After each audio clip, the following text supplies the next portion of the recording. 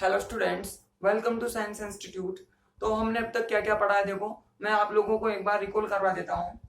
हमने अब तक पढ़ा है, सबसे पहले हमने स्टार्ट किया था रेट ऑफ रिएक्शन। उसके बाद में फिर हमने पढ़ा है factors affecting rate of reaction, मतलब अभिक्रिया के वेग को प्रभावित करने वाले कारक। उसके बाद फिर हमने पढ़ा अणुसंकेता को, कोटि को, मोलिकुलरिटी, ऑर्डर पढ़ा। उसके बाद में फिर हमने अलग अलग तरह के रिएक्शन को पर्टिकुलर पढ़ना स्टार्ट किया, जिसमें हमने 3 तरह की रिएक्शन पढ़ी है। एक तो पढ़ा था हमने जीरो ऑर्डर रिएक्शन, उसके बाद में फर्स्ट ऑर्डर रिएक्शन, उसके बाद में सेकंड ऑर्डर रिएक्शन, शून्य कोटि की अभिक्रिया, प्रथम कोटि की अभिक्रिया और द्वितीय कोटि की अभिक्रिया। इतना हम कर चुके हैं। इनके लिए हमने काफी कुछ किया है। इनमें न्यूमेरिकल्स को कैसे अटेम्प्ट करते हैं, इनके ग्राफ वगैरह क्या होते हैं, क्या इनके रेट कांस्टेंट के फॉर्मूलाज होते हैं, ये सब कुछ हम कर चुके हैं। साथ में इनके हाफ लाइफ पीरियड वगैरह भी हम सब निकाल चुके हैं। हर रिएक्शन के न्यूमेरिकल को किस तरह से अटेम्प्ट करना है और किस किस तरह के या किस किस फॉर्मेट के न्यूमेरिकल आने की संभावना होती है, ये सारा काम हम कर चुके हैं। आई बात समझ में। आज हमारा अगला टॉपिक है, हम अब ज्ञात करेंगे अभिक्रिया की कोटि को ज्ञात करने की विधियां। हमने 3 रिएक्शन पढ़ी है, जीरो ऑर्डर की, फर्स्ट ऑर्डर की, सेकेंड ऑर्डर की। अब हम उन मेथड्स की बात करेंगे जिन मेथड्स की सहायता से किसी अभिक्रिया की कोटि को ज्ञात किया जा सकता है, डिटरमाइन किया जा सकता है। कौन कौन से मेथड है? माना कि हमें कोई भी केमिकल रिएक्शन गिवन कर दी गई और बोला गया कि इसके लिए आप ऑर्डर फाइंड आउट करो, कोटि ज्ञात करो, तो फिर हम कैसे करेंगे? तो हम उन विधियों की बात करेंगे हम। तो हमारा अब टॉपिक क्या चलेगा भाई? अभिक्रिया की कोटि ज्ञात करने की विधियां। टॉपिक लिखो भाई। ये आपने पहले नहीं पढ़ा है तो इसको बड़े ध्यान से पढ़ना, और बड़ा इंपॉर्टेंट टॉपिक है, एग्जाम में आता है ये। लिखो भाई, अभिक्रिया की कोटि ज्ञात करने की विधियां।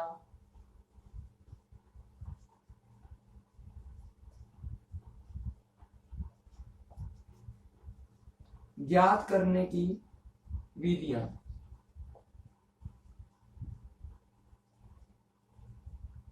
किन किन विधियों की सहायता से किसी भी अभिक्रिया की कोटि ज्ञात की जा सकती है, उन सभी मेथड्स को हम पढ़ेंगे भाई।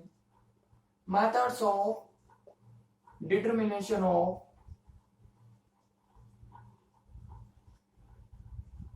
Rate of reaction, sorry, order of reaction, order of reaction. ठीक, अलग अलग तरह की मेथड हमारे सिलेबस में टोटल 4 तरह के मेथड है। उनमें से सबसे नंबर 1 मेथड है ग्राफीय विधि। ग्राफीय विधि, अब देखो, जैसा इस विधि का नाम है ग्राफीय विधि। ग्राफीय विधि का मतलब क्या होता है कि हम कोई ग्राफ खींचेंगे, मतलब ग्राफ की सहायता से किसी रासायनिक अभिक्रिया की कोटि को ज्ञात करेंगे हम। हमें ऑर्डर तो डिटरमाइन करनी है, ऑर्डर कैलकुलेट करनी है, लेकिन किसकी हेल्प से करेंगे हम? किसी ग्राफ की हेल्प से करेंगे। ग्राफ की हेल्प से हमने ऑर्डर डिटरमाइन की, इस वजह से नाम क्या बन जाएगा इसका? ग्राफिकल मेथड या ग्राफीय विधि। करते क्या है भाई, हम इन सभी मेथड्स में कोई ना कोई एक केमिकल रिएक्शन लेकर चलेंगे, जो कि कौन सी कोटि की होगी? एन कोटि की होगी। एन का मीनिंग है कि हमें उसकी कोटि पता नहीं है। तो यहां भी मैंने मान ली, माना कि ये कोई केमिकल रिएक्शन है जो ए रिएक्टेंट से पी प्रोडक्ट के पास जा रही है, और कितने कोटि की अभिक्रिया है ये भाई? एन कोटि की अभिक्रिया है, एन कोटि की रिएक्शन है। अगर मैं इसका रेट देना चाहता हूं, इसका वेग परिभाषित करना चाहता हूं, डिफाइन करना चाहता हूं, टी समय पर वेग, टी समय पर वेग, rate at T time, rate at T time. बताओ कैसे देंगे भाई? देखो, हमने बहुत रिएक्शन में इस कंडीशन को अप्लाई किया है। ठीक है भाई, कैसे करेंगे? माना कि इस अभिक्रिया का वेग कितना हो? आर हो। आई बात समझ में? मैंने क्या मान लिया? रिएक्शन का रेट आर हो। ये आर किसके समानुपाती होगा? इसकी टी टाइम पर सांद्रता के। माना कि इस अभिक्रिया की टी टाइम पर जो सांद्रता है उसको मैंने सी मान लिया, तो सी होगी आर समानुपाती सी। अब मैंने ये रिएक्शन एन कोटि की मानी है, तो पावर में क्या लगाना पड़ेगा, n लगाना पड़ेगा। ऐसे ही करते हैं हम। हमने ऐसा ही पढ़ा था, ऑर्डर मैंने पढ़ाई थी आप लोगों को, तो ऑर्डर मैंने ऐसे पढ़ाई थी, किसी भी अभिक्रिया का वेग उसके अभिकारक की जितनी भी घात होती है उस घात के बराबर क्या होती है, उसकी कोटि होती है। तो R समानुपाती क्या लिख दिया मैंने, C की पावर n, जहां पर C क्या हो जाएगी, t समय पर इस अभिकारक A की सांद्रता, concentration of this reactant at t time and this is rate of reaction. आई बात समझ में, ये n कोटि की अभिक्रिया हो जाएगी। जैसे आप इस समानुपाती के चिन्ह को हटाओगे तो आपको कांस्टेंट लगाना पड़ेगा, क्या बोलते हैं इसे, रेट कांस्टेंट। अब हमें अभी क्रिया पता नहीं है कौन सी कोटि की है, तो मैंने के नीचे क्या लगा दिया, n लगा दिया। अगर 0 की होगी तो k0 हो जाएगा, 1 होगा तो k1, 2 होगा तो k2 हो जाएगा। यहाँ पर चाहो तो हम ऐसे लिख भी सकते हैं कि kn क्या है भाई, रेट कांस्टेंट है, रेट कांस्टेंट, वेग स्थिरांक।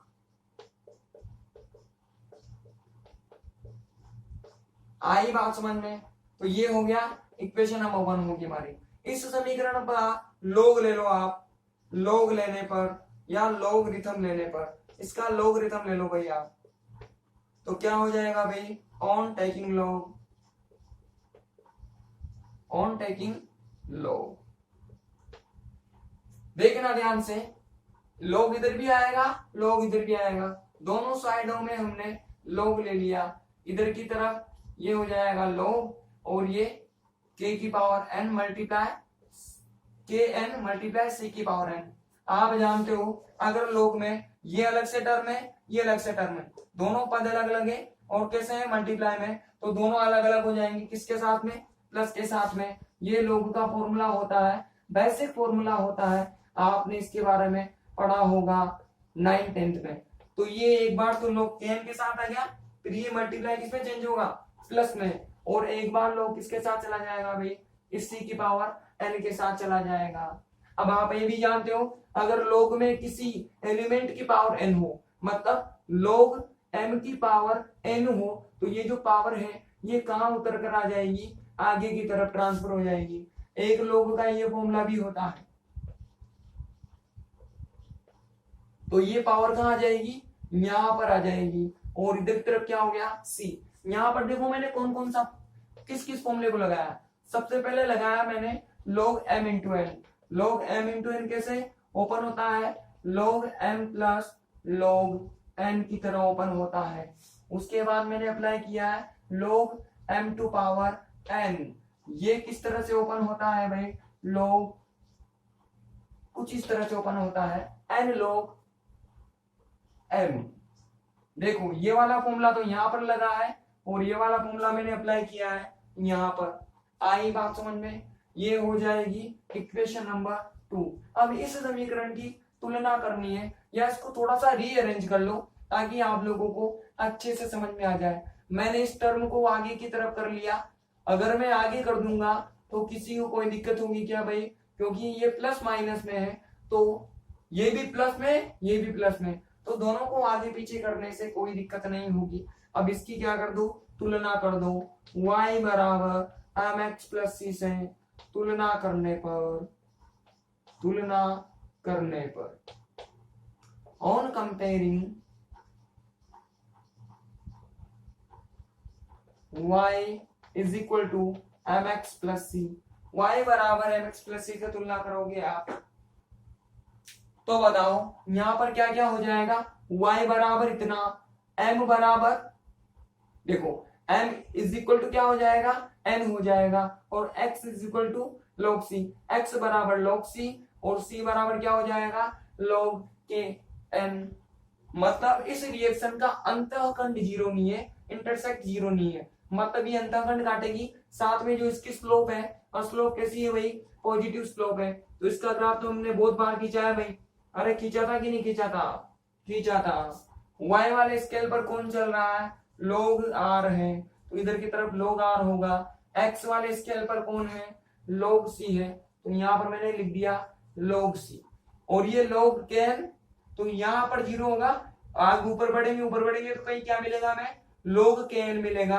अब पॉजिटिव स्लोप है तो ग्राफ कैसा आएगा, ऐसे इस तरह से आएगा भाई ग्राफ। तो मैंने ग्राफ ऐसे बना दिया। आई बात समझ में? जो यहां से यहां तक की जो वैल्यू होगी वह किसके बराबर होगी? log के n के बराबर होगी। और इसकी ढाल ज्ञात कर लो। ये मैंने ढाल ज्ञात कर ली, इधर की तरफ dy, इधर की तरफ dx। तो इसकी जो स्लोप होगी, स्लोप किसके बराबर होती है? m। m से रिप्रेजेंट करते हैं स्लोप को। यहां पर कैसे निकली? dy upon dx। ये जो m है वह किसके बराबर है भाई? इस n के बराबर है। और n को क्या माना था हमने? अभिक्रिया की कोटि माना था। देखो ध्यान से, हमने इस रिएक्शन को बोला था n कोटि की अभिक्रिया, तभी तो हमने c की पावर n लगाई। मतलब इस ग्राफ की ढाल ज्ञात कर ली, स्लोप कैलकुलेट कर ली, तो हम क्या कैलकुलेट कर सकते हैं? n की वैल्यू कैलकुलेट कर सकते हैं, कोटि ज्ञात कर सकते हैं। तो हमने ग्राफ के द्वारा ढाल ज्ञात की और उस ढाल की सहायता से कोटि ज्ञात कर सकते हैं। तो बताओ अभिक्रिया की कोटि ज्ञात होगी कि नहीं होगी? अब इसमें हमने कोटि ज्ञात करने के लिए ग्राफ का उपयोग किया है, तो नाम क्या हो गया विधि का? ग्राफीय विधि या ग्राफिकल मेथड। आई बात समझ में? आप स्लोप कैलकुलेट करोगे तो आपको क्या मिल जाएगी? अभिक्रिया की कोटि मिल जाएगी। किया कुछ नहीं है, हमने एक n कोटि की रिएक्शन हमने मानी है, सपोज किए, उस पर हमने रेट लगाया, ये t टाइम पर कंसंट्रेशन लिखी, ये आपको पता है रेट कांस्टेंट आता ही है। उसके बाद में हमने log ले लिया, फॉर्मूले से हमने दोनों को अलग अलग कर दिया, y बराबर mx प्लस c से तुलना कर दी, ग्राफ ड्रॉ कर दिया, तो पाया कि ये जो कोटि है ये किसके बराबर होगी? ढाल के बराबर। ढाल ज्ञात कर लेंगे तो कोटि प्राप्त हो जाएगी। ग्राफ के द्वारा ज्ञात की तो नाम हो गया ग्राफीय विधि। लिखो भाई सबसे पहले, इसके अंदर लिखो पहले अभिक्रिया की कोटि ज्ञात करने की विधियां। लिखो इसमें अभिक्रिया की कोटि को निम्न विधियों की सहायता से, अभिक्रिया की कोटि को निम्न विधियों की सहायता से ज्ञात किया जा सकता है। निम्न विधियों की सहायता से ज्ञात किया जा सकता है। नंबर 1 मेथड लिखो भाई, ग्राफीय विधि। जल्दी लिखो, और इसके अंदर लिखो भाई, माना कि कोई n कोटि की अभिक्रिया, माना कि कोई n कोटि की अभिक्रिया निम्न प्रकार से संपन्न हो रही है, निम्न प्रकार से संपन्न हो रही है। ये समीकरण लिखो, सिर्फ ये केमिकल रिएक्शन, ओनली दिस लिख ली। अगले लाइन से लिखो, यदि t समय पर अभिकारक की सांद्रता c, यदि t समय पर अभिकारक की सांद्रता c तथा वेग r हो तो, वेग r हो तो, कर लो कंप्लीट, पूरा कर लो नीचे तक।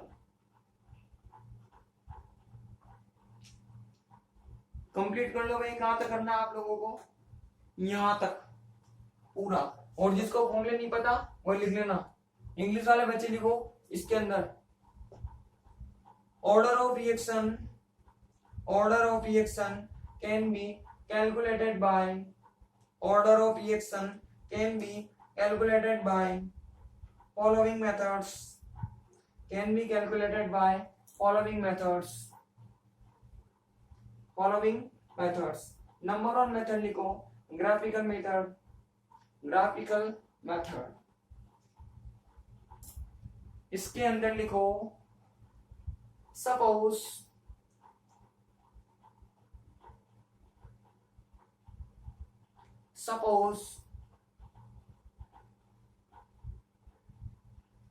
reaction of n order, reaction of n order is taking place in following way, is taking place in following way, in following way। Reaction लिखिए भाई, इसके अंदर लिखो, मतलब इसके नीचे, suppose at T time concentration of reactant, at t time concentration of reactant is C, concentration of reactant is C, and rate of reaction is R, rate of reaction is R. Then complete कर लीजिए पूरा graph तक। आप लोगों ने कर लिया होगा। इस ग्राफ के नीचे लिखो भाई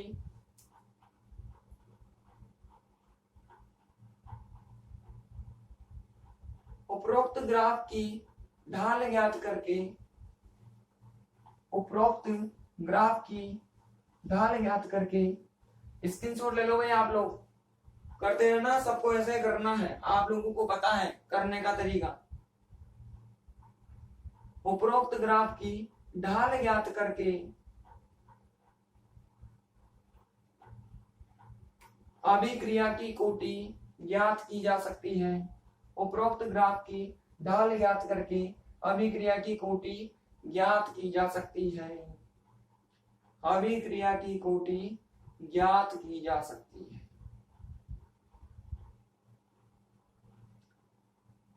आप लोग लिखो ग्राफ के नीचे on measuring slope of above graph, on measuring slope of above graph, order of reaction can be calculated, order of reaction can be calculated, order of reaction can be calculated।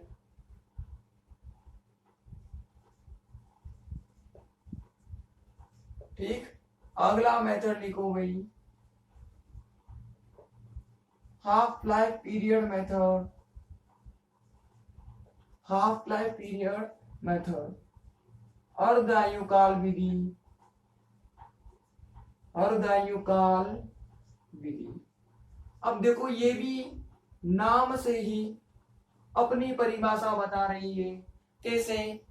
Name में definition छुपी हुई है कि ऐसा method जिसमें order को calculate करने के लिए किसका उपयोग किया जाएगा, अर्धआयुकाल का उपयोग किया जाएगा या हाफ लाइफ पीरियड का। मतलब जिस भी मेथड में हाफ लाइफ पीरियड की सहायता से ऑर्डर कैलकुलेट करोगे वो मेथड कौन सा हो जाएगा, हाफ लाइफ पीरियड मेथड हो जाएगा या अर्धआयु काल विधि हो जाएगी। अब हाफ लाइफ पीरियड क्या होता है ये हम बहुत अच्छे तरीके से जानते हैं। हमने जीरो में पढ़ा, फर्स्ट में पढ़ा, सेकंड में पढ़ा, हर बार हमने इसको पढ़ा, इसको हम बहुत अच्छे तरह से जानते हैं। और हम जानते हैं कि यह वह समय होता है जब अभिकारक की सांद्रता हाफ हो जाती है, कंसंट्रेशन हाफ हो जाती है। तो इसकी सहायता से कैसे कैलकुलेट करेंगे भाई हम, देखो बरा हम जानते हैं आपको। अब देखो इस मेथड के अंदर आपकी पुरानी जानकारी काम आएगी जो अब तक हमने इस यूनिट के अंदर पढ़ी है। कहां से लिखा हमने सबसे पहले, फ्रॉम फर्स्ट ऑर्डर रिएक्शन, या पहले जीरो की बात करते हैं, फ्रॉम जीरो ऑर्डर रिएक्शन, शून्य कोटि अभिक्रिया से, शून्य कोटि अभिक्रिया से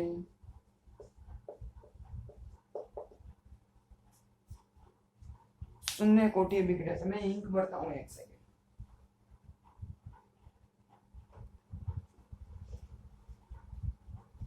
हाँ भाई देखो शून्य कोटि की अभिक्रिया से लिख रहे थे हम। बताओ शून्य कोटि का अर्धायुकाल कितना होता है भाई, हमने पढ़ा था T half is equal to क्या पढ़ा था भाई, a अपॉन 2k0। पढ़ा था कि नहीं पढ़ा था, पढ़ा था। अब देखो मैं इसके अंदर छोटा सा परिवर्तन कर रहा हूं, क्या ये 2 भी कांस्टेंट और k0 भी कांस्टेंट, दोनों को मल्टीप्लाई करूंगा तो फिर से कांस्टेंट। आप जानते हो अगर मैं इस कांस्टेंट को रिमूव कर दूं, हटा दूं, तो ये जो बराबर है ये किसमें चेंज हो जाएगा, समानुपाती के चिन्ह में बदल जाएगा। मतलब मैं इसको क्या लिख सकता हूं, T half directly proportional to क्या हो जाएगा, ए। बोलो हो सकता है कि नहीं हो सकता, दोनों को मैंने हटा लिया तो ये जो बराबर है ये चेंज हो गया, प्रोपोर्शनल में चेंज हो गया। मैंने छोटा सा परिवर्तन और किया, ये जो अब देखो चाहूं तो मैं इस a की पावर 1 लगा सकता हूँ, 1 लगाऊं या ना लगाऊं कुछ फर्क पड़ेगा क्या? नहीं पड़ेगा। क्या मैं इसको ऐसे कर दूं क्या? देखो अभी ये ऊपर की तरफ है, यहाँ पे मैं ऐसे कर दूं तो भी कोई दिक्कत नहीं भाई, a के अपोन में 1 लगाया तो भी कोई दिक्कत वाली बात नहीं है। ठीक है, अच्छी बात है। अब मैं इस a को नीचे की तरफ लेकर आ गया, अगर मैं इस a को नीचे की तरफ लेके आ जाऊंगा तो इसकी पावर जो 1 मुझे प्लस में नजर आ रही है वह किस में कन्वर्ट हो जाएगी? a की पावर माइनस में कन्वर्ट हो जाएगी। इसको चेंज कर रहे हैं हम किसी अप्रोप्रिएट फॉर्म में, जो फॉर्मेट हमें चाहिए। हम कुछ स्पेशल तरह का फॉर्मेट बनाना चाहते हैं। अभी देखो थोड़ी देर में आप लोगों को एक फॉर्मूला मिलेगा इस फॉर्मेट की सहायता से, ठीक है ना? तो वो फॉर्मूला बनाने के लिए ये सारा काम कर रहे हैं हम। तो नीचे की तरफ लेकर आए तो a की पावर क्या होगी? -1। छोटा सा परिवर्तन और किया मैंने, जब इतना सारा चेंज कर दिया तो थोड़ा और सही। ये a की पावर अगर मैं 0 -1 कर दूं तो भी कोई दिक्कत होगी क्या? नीचे लेकर आया तो पावर माइनस में होगी, अभी -1 है, फिर मैंने 0 -1 कर दिया, 0 -1 करूंगा तो वही -1 ही आएगा, तो कोई दिक्कत नहीं होगी। और हमने इस फॉर्मेट में आके इसको रोक दिया और इसको क्या डाल दिया? इक्वेशन नंबर 1 डाल दिया। ये शून्य कोटि के अभिक्रिया ने हमें ऐसा मान दिया। अब कहाँ चलते हैं हम? प्रथम कोटि के अभिक्रिया के पास में। फ्रॉम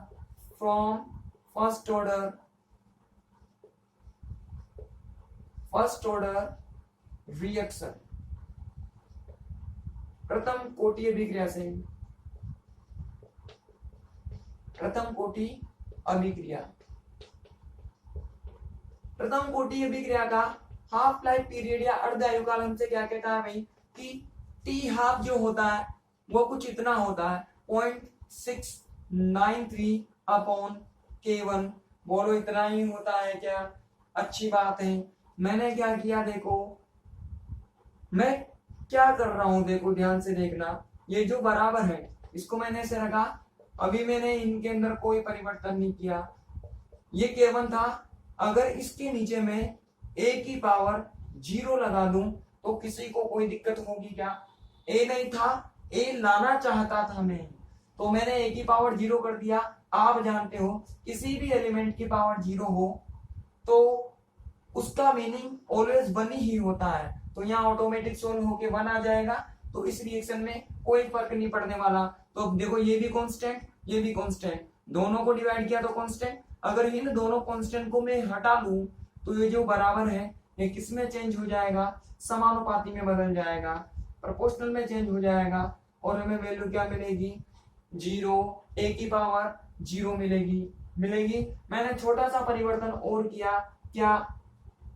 ये जो मुझे ऐसा दिख रहा था मैंने इसको ऐसा कर दिया, 1 -1 कर दिया। तो बोलो किसी को कोई दिक्कत?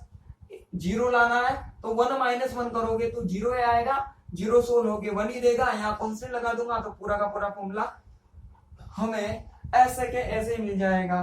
तो यहाँ तक पहुंचने में हमें कोई दिक्कत? हम फॉर्मेट बनाना चाहते हैं, उस फॉर्मेट को बनाने के लिए हम ऐसा काम कर रहे हैं। ये हमें किसने बताया?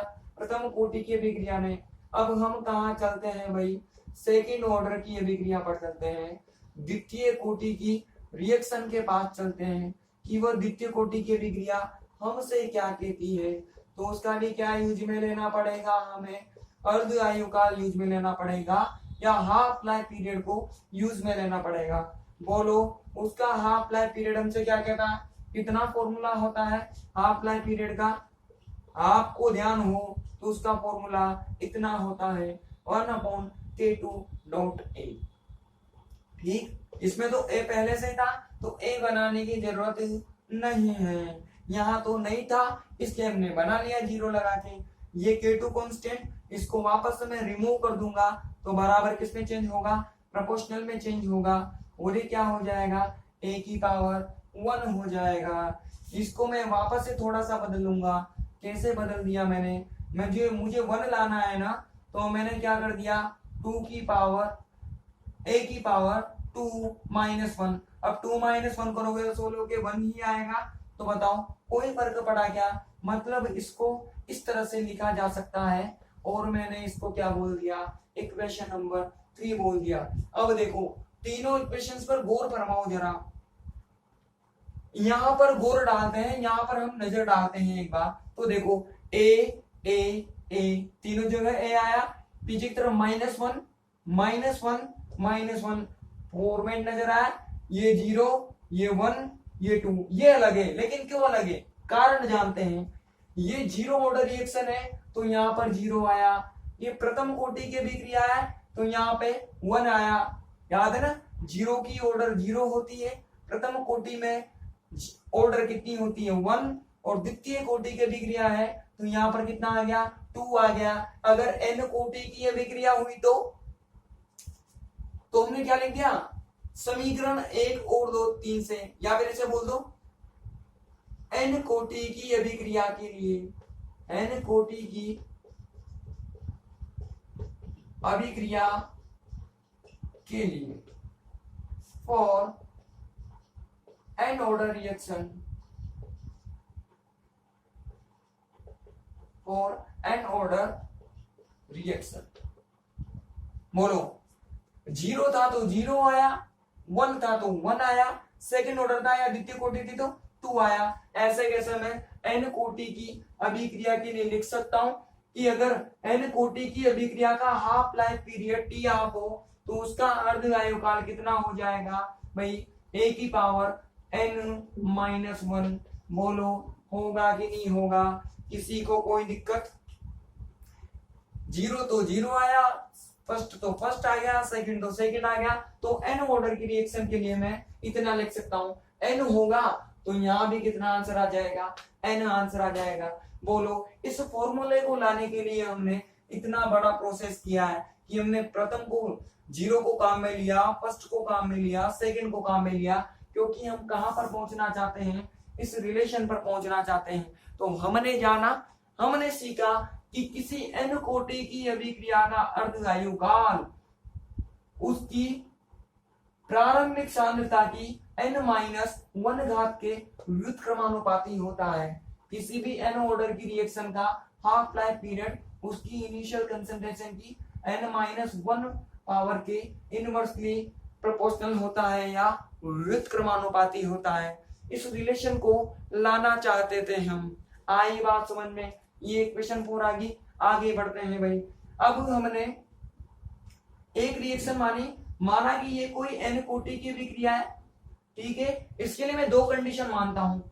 सपोज करो जब इसकी प्रारंभिक सांद्रता A1 थी तो मुझे इसका हाफ लाइफ पीरियड मिला T हाफ डैश, और जब मैंने इसकी सांद्रता को A2 कर दिया, ये प्रारंभिक सांद्रता A1 है तो मुझे इसका अर्धआयुकाल T हाफ मिला। मान रहा हूं मैं कि A1 पर कितना हो, इतना हो, तो A2 पर मैंने कुछ अलग मान लिया, कितना हो भाई, T हाफ डबल डैश हो।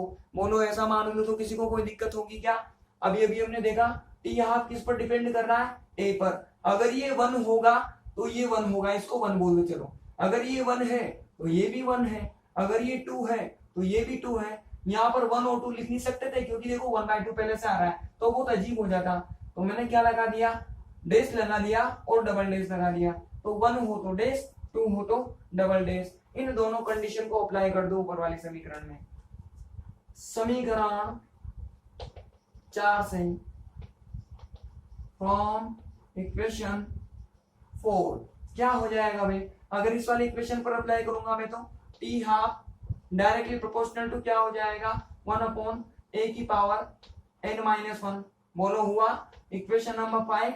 एंड ये T half double dash directly proportional to A2 की पावर n-1। सबकी ये रिएक्शन कौन सी कोटि है, n ऑर्डर की है, तो हमने क्या लगा दिया, n लगा दिया।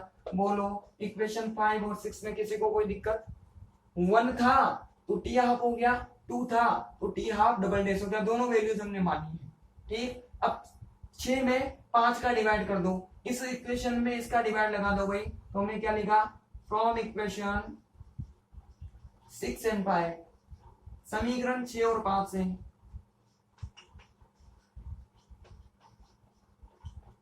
ठीक है ना, ध्यान से देखना भाई, ये 6 में मैंने 5 का भाग लगा दिया तो T half double dash upon T half dash, समानुपाती से समानुपाती कैंसिल, प्रोपोर्शनल से प्रोपोर्शनल कैंसिल, तो क्या आ जाएगा, इक्वल आ जाएगा। और देखो अब ये क्या होगा, ये टी हाफ है, ये टी हाफ डबल डेस है, टी हाफ डबल डेस है, ये व्युत्क्रमानुपाती है, तो ये अपॉन के कहा आएगी, नीचे की तरफ आएगी। ये a2 की पावर क्या हो जाएगा n-1, ये नीचे की तरफ है तो यहाँ पर क्या आएगा, ये अपॉन में ऊपर की तरफ आएगी। अरे बात समझ में आ रही है कि नहीं आ रही है? ये व्युत्क्रमानुपाती है ना, तो देखो ये इसके अपोजिट, ये इसके अपोजिट, यहाँ भी इसके अपोजिट है, यहाँ भी इसके अपोजिट है, तो टी हाफ तो ये इसके अपोजिट हो जाएगा, और टी हाफ डेस और तो ये इसके अपोजिट हो जाएगा। ऐसा कैसा रिलेशन है, ये पलट गया क्योंकि ये व्युत्क्रमानुपाती था, इनवर्सली प्रोपोर्शनल था। यहां तक पहुंच गए भाई, किसी को यहां तक कोई दिक्कत नहीं होनी चाहिए भाई। आगे देखते हैं, आगे देखते हैं भाई। हो जाएगा मेरे ख्याल से। या मैं इनको मिटा रहा हूं भाई, इनको रब कर रहा हूं, है ना। मैं चाहता हूं ये डेरिवेशन कंप्लीट हो जाए अपना, अगले पेज में ना जाए। मैं लिख दूंगा अभी, है ना, ऊपर लिख देंगे, देखना ध्यान से। अब इसका क्या ले लो, लोग ले लो। लोग लेने पर ऑन टेकिंग लोग,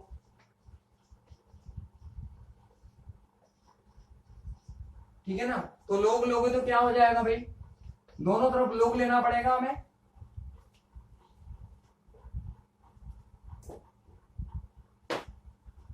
ये लोग T half upon T half double dash और टी हाफ डेश, ये हो गया। और इधर की तरफ देखना ध्यान से, ये लोग और क्या हो जाएगा भाई, ये a1 अपॉन a2।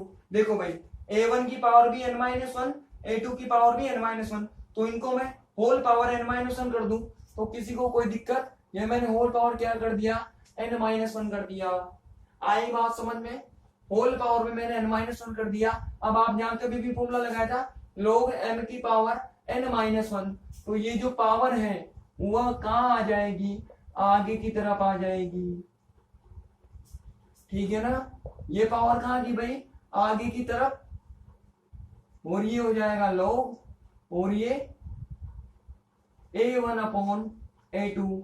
हमें n की वैल्यू निकालनी है ना, ओटी निकालनी है, तो इसको इधर की तरफ ट्रांसफर करना पड़ेगा, तो मैंने इधर कर लिया, थोड़ा सा मैंने पलट दिया, ये नीचे आएगा तो ये तो हो जाएगा ऊपर की तरफ, और ये हो जाएगा नीचे की तरफ, ये कौन लगा दिया, ये लोग, ये हो जाएगा a1 अपॉन a2। बोलो हो गया कि नहीं हो गया, n को भी उधर भेज दो, ये n उधर जाएगा तो प्लस, तो फाइनल हमारे पास वैल्यू क्या बन गई, T half double dash upon T half dash upon में ये लोग a1 की पावर a2। बोलो इस फॉर्मूले से हमें ऑर्डर पता लगेगी कि नहीं लगेगी, लग जाएगी। लेकिन ऑर्डर को पता लगाने के लिए हमने किसका यूज किया, हमने हाफ लाइफ पीरियड का यूज किया। इस वजह से इस विधि का नाम क्या हो गया भाई, हाफ लाइफ पीरियड मेथड हो गया, अर्ध आयु काल विधि होगी। पहले हमने ये रिलेशन बनाया, फिर इस पर दो कंडीशन लगा दी, वन था तो टी हाफ और टू था तो टी हाफ डबल डेश, दोनों कंडीशन का हमने डिवाइड कर दिया, लॉग ले लिया, ये सोल्व, ये मैंने सोल्व किया है भाई, n का मान निकालना था तो हमने और सोल्व कर दिया। तो यहां से हम n मतलब ऑर्डर कोटि का मान ज्ञात कर सकते हैं, ठीक है। लिखो जरा इसके अंदर, आपको कहां तक लिखना है भाई, यहां से लेकर के आपको आ जाना है इक्वेशन नंबर 4 पर। दोनों को, इंग्लिश मीडियम और हिंदी मीडियम दोनों बच्चे करते करते कहां तक आ जाओ, 4 तक आ जाओ, जल्दी 4 तक कर लो भाई। करना कैसे है पता आपको, स्क्रीनशॉट लो और कर लेना, या वीडियो पॉज कर लो और के नीचे लिखो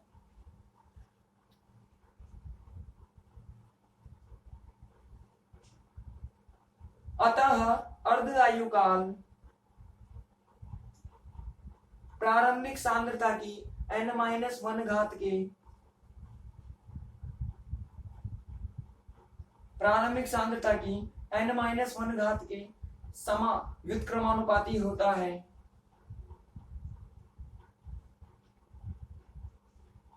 n-1 घात के व्युत्क्रमानुपाती होता है। अगली लाइन से लिखो, किसी n कोटि की अभिक्रिया में, किसी n कोटि की अभिक्रिया में अभिकारक की प्रारंभिक सांद्रता A1 तथा A2 पर अभिकारक की प्रारंभिक सांद्रता A1 तथा A2 पर अर्धआयु काल क्रमशः T हाफ डैश तथा T हाफ डबल डैश हो तो, T हाफ डैश तथा T हाफ डबल डैश हो तो, यहां से कर लो भाई पूरा, इसको लिखने की रिक्वायरमेंट नहीं है, मैंने लिखा दिया आपको, यहां से पूरा कर लो भाई, कर लो कहां तक आ जाना है आपको, यहां तक आ जाना है। आप लोग लिखो, it's clear from equation number 4, it's clear from equation number 4, half life period is inversely proportional to, half life period is inversely proportional to n minus 1 power of, n minus 1 power of initial concentration, n minus 1 power of initial concentration, initial concentration। Next line से लिखो, in n order reaction, in n order reaction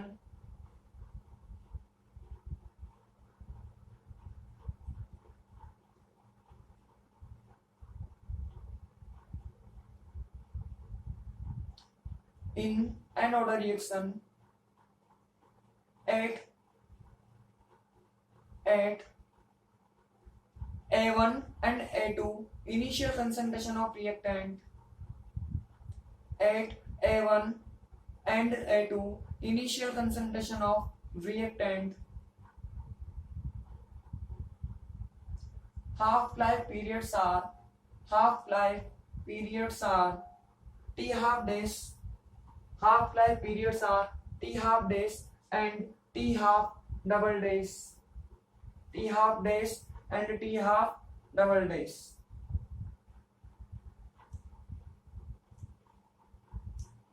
then यहां से आप लोग भी कर लो भाई complete, कहां तक करना है, यहां तक करना है।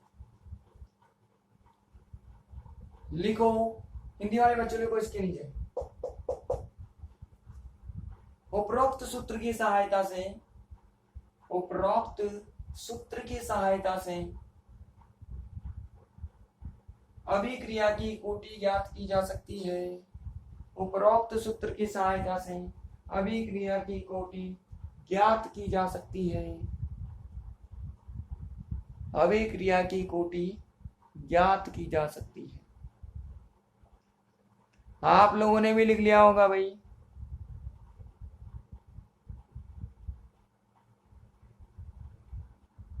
लिखो इसके नीचे, by above formula, by above formula, by above formula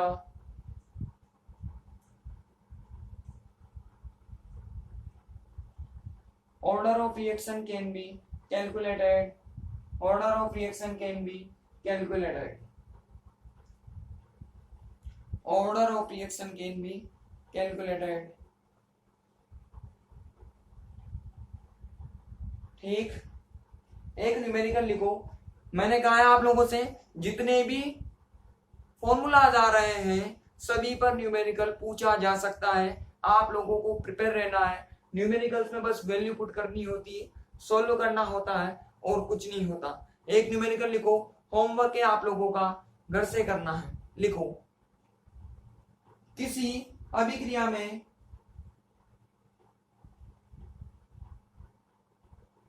अभिकारक की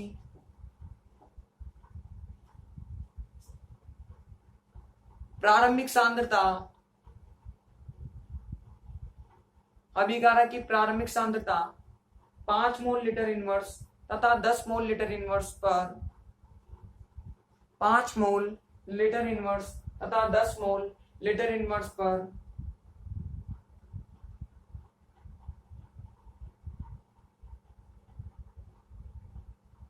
अर्धायुकाल 10 सेकंड तथा 5 सेकंड है। अर्धायुकाल 10 सेकंड तथा 5 सेकंड है। 10 सेकंड तथा 5 सेकंड है। तो अभिक्रिया की कोटि ज्ञात करो। तो अभिक्रिया की कोटि ज्ञात करो। अभिक्रिया की कोटि ज्ञात करो। ठीक, आप ऑर्डर कैलकुलेट करनी है। होमवर्क क्या आप लोगों का घर से करके लाना है। ये हमारे दो मेथड्स हो गए। आज हमने दो मेथड पढ़े, एक तो ग्राफ ये विधि और सेकंड हाफ लाइफ पीरियड विधि। दो मेथड्स और बचे हुए, मोस्ट इंपोर्टेंट मेथड्स हैं। तो कल का लेक्चर देखना ना भूले। आई बात समझ में? जो बच्चे आज का लेक्चर पहली बार देख रहे हो उनको ये समझ में नहीं आया होगा कि हमने कहाँ से लिखा, तो इसके लिए आपको पुराने लेक्चर्स देखने हैं। जीरो ऑर्डर वाला, फर्स्ट ऑर्डर वाला और सेकंड ऑर्डर वाला देखने के लिए मैंने प्लेलिस्ट का लिंक आप लोगों के डिस्क्रिप्शन में डाला हुआ है। कल मिलते हैं भाई।